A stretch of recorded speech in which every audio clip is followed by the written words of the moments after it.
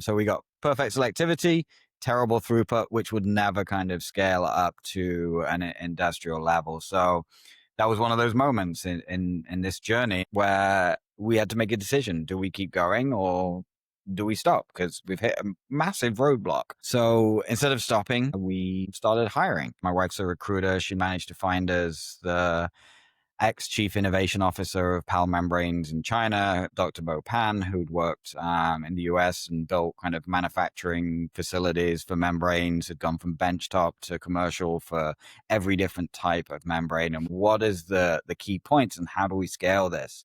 And so that was kind of the next era of this technology of looking at the fundamental science and then saying, what are the pieces that we need to do to scale that up? So again, it was like solving a problem with a relationship with a human being and building that passion and desire to solve a hard problem. My garage and laundry room turned into a science lab. So it was like my house, again, as an alcoholic, my house was full of vodka and wine and ethanol, which was again a bizarre little thing to go through. And we got some good places. We had a dream and we started to bring in angel investors at that point. Do you want to join this journey with us? And we got very, very lucky.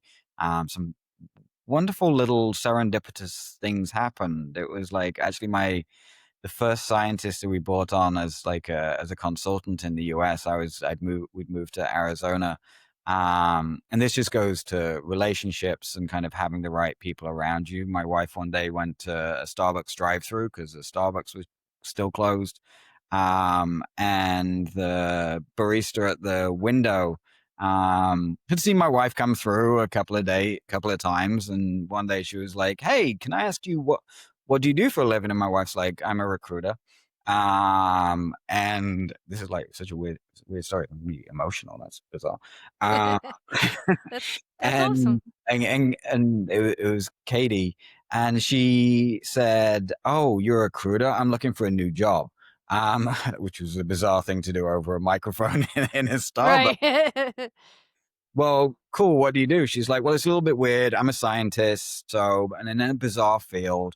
And Morris was like, okay, what's your bizarre what field that you're in? She's like, well, I'm a scientist and chemist in brewing. And Morris was like, hold on a minute. My husband needs a scientist in the alcohol industry. And that was the beginning of it. She used to work for Sierra Nevada. She Wow. came in, she introduced us to Ken Grossman, the founder of Sierra Nevada. And that was one of our first angel investors, Oh, which that's cool. was amazing. Wow, what an interesting story.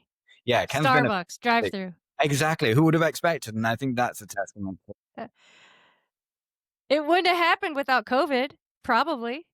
at all. Like, and that was like where really kind of how we made that next step before we got Bo involved. And then Ken, I know kind of part of the podcast is talking about your mentors. Like, kind of Ken's approach to the world is just fantastic. How he cares about everything, and it's not just the bottom line. It really is kind of how you look at it. Ken during the investment process was like, I'm not investing in anything that uses a lot of water or uses a lot of energy. And That's that's right. been I love that. that was kind of how we made the real kind of commitment to this technology. Has to be low energy, has to be low water use, and that's one of the key differentiating factors in this. So kind of that mentorship is how he built his business from his garage and went out and bought secondhand parts and brought people together, and now has got a empire that's like a fantastic business. He was very much kind of an inspirational figure as I went into this. Like, passion Nice. drives business. Yep. No, 100%. That's a good mentor. Produced by Fedora J Productions.